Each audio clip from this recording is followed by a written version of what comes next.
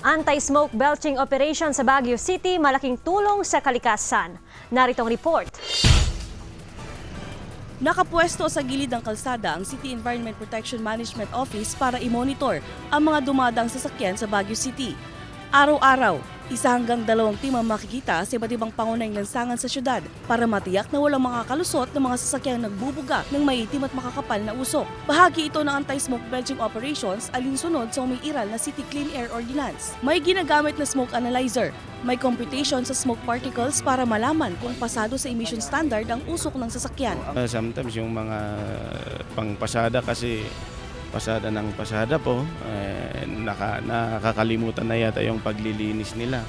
Magkakaiba ang smoke emission standard sa modelo ng sasakyan. Mas maganda yon para sa kalagayan ng mga tao, yung mga, yung mga bata. Okay naman, ma'am.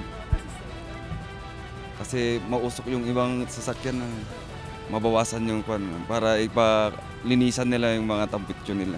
Malaking tulong ang City Clean Air Ordinance sa Save the Air campaign sa lungsod ng Pino.